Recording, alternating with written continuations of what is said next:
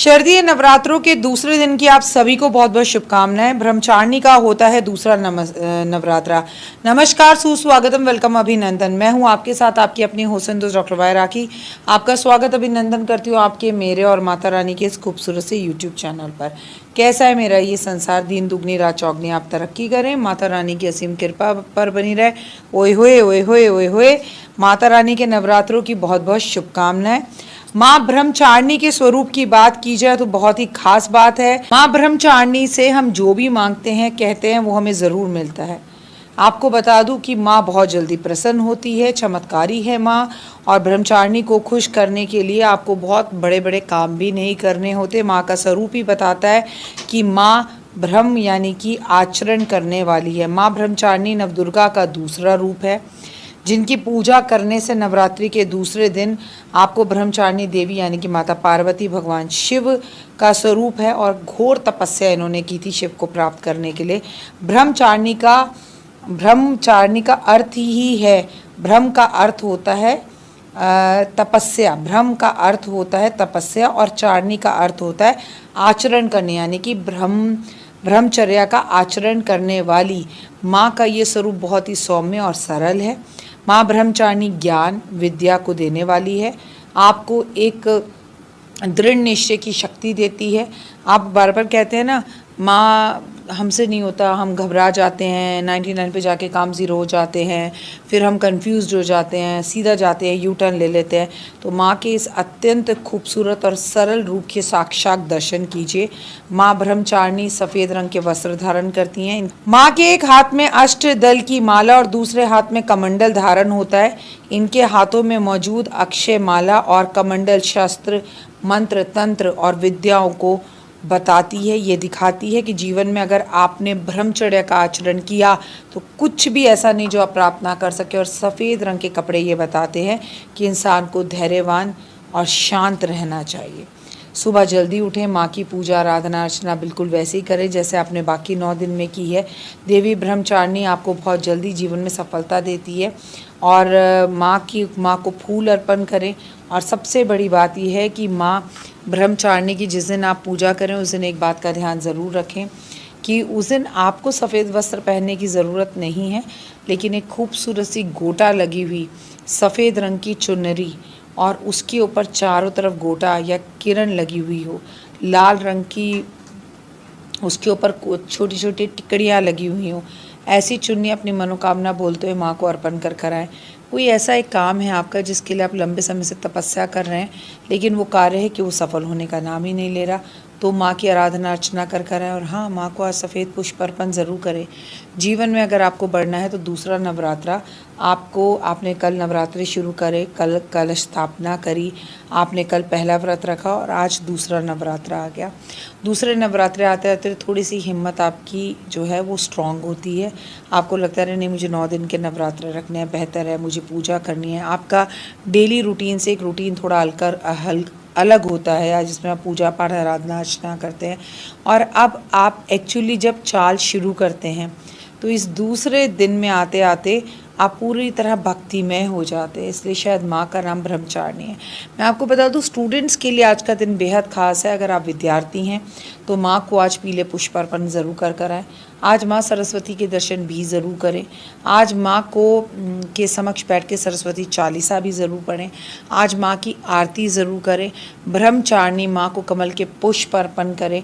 और कमंडल अगर आज आप खरीद कर माँ के मंदिर में उस कमंडल में पूरी तरह से पानी भरकर या चावल भरकर और उस कमंडल के अंदर अपनी विष को रखकर आप माँ के मंदिर में रख कर आ सकते हैं। तो ओए होए ओए होए ओए होए। लेकिन ऐसे बहुत सारे लोग हैं जो कमंडल तक नहीं पहुंच पाएंगे, उन्हें नहीं मिलेगा या कमंडल खरीद नहीं पाएंगे। तो एक छोटा सा कटोरा पात्र ले लें, उस पात्र में पूरे में चावल भर दें, उसके नीचे आप कागज़ लेके अपनी विश लिखें। सबसे पहले आप ये जो है चावल एक कटोरी ली, उसमें चावल भरे, फिर इस पर कागज़ रखा, फिर इस पर चावल भरे और फिर माँ दुर्गा के मंदिर में रख कर आ गए। बड़ा ही आनंद की प्राप्ति होगी। और ब्रह्मचारिणी माँ के लिए आज आपको एक कार्य और करना है। आज आप अपने घर के अंदर थोड़ी देर ढोलक ज़रूर बजाएंगे। आज आप अपनी कोई भी एक आदत को थोड़ा सा कंट्रोल करने की कोशिश करेंगे। अगर आपको सिगरेट पीने की आदत है उसे कंट्रोल करेंगे। अगर आपको शराब पीने की आदत है तो आप कहेंगे हे माँ, जैसे तुम में शक्ति और भक्ति है, जैसे तुमने आचरण किया किसका, ब्रह्मचर्या का, जैसे तुमने आचरण किया कि तुम्हें तप करना है तप का, ऐसा वाला आचरण मेरे अंदर भी आया। और ख़ासकर स्टूडेंट्स के लिए तो ये बहुत ज़्यादा ज़रूरी है कि स्टूडेंट जो है एक आचरण निभाएं। कि देखिए माता पार्वती हिमालय के घर में पैदा हुई, हिमालय के घर में उनका जन्म हुआ और शिव को प्राप्त करने के लिए उन्होंने घोर तपस्या वर्षों वर्ष की। वो जंगलों में चली गई, उन्होंने बेलपत्र खाए और बेलपत्र खाने भी छोड़ दिए। उन्होंने सर्दी धूप गर्मी में सब में तपस्या करी। लेकिन आज हम क्या करते हैं, जब उन्हें पता लगा कि उनके पिता हिमालय जो है उनका विवाह विष्णु जी से करना चाहते हैं, तो उन्होंने कहा नहीं अपनी सखियों से, भाई मैं तो शिव को अपने मन ही मन में अपना पति मान चुकी और मैं शिव से ही विवाह करूंगी।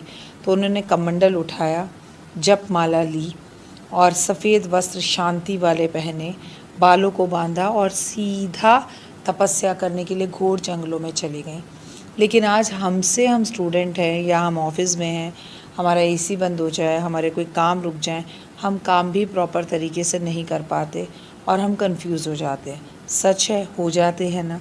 तो माँ हमें ये बताती है कि बिना तप के, बिना जप के कुछ जीवन में नहीं मिलता। आप नाम जप ज़रूर करें। आज रात को अगर आप 108 बार नहीं तो कम से कम 21 बार मन ही मन में बिना किसी जप माला के भी भगवान का नाम ज़रूर लें। आज के दिन की आप सभी को बहुत बहुत शुभकामनाएं। छोटी सी किसी बच्चे को बुलाकर अगर उसके गले में आप कमलगट्टे की माला या रुद्राक्ष की माला अर्पण कर सकते हैं, उसे भेंट स्वरूप दे सकते हैं, तो ज़रूर दीजिए। वो कहते हैं ना, पहली शैलपुत्री के अलावे, दूसरी ब्रह्मचारिणी के अलावे, तीसरी चंद्रघटा, चौथी कुशमाला, पाँचवीं स्कंद माता, छठी कात्यायनी, सातवीं कालरात्रि, आठवीं महागौरी और नौवीं सिद्धिदात्री।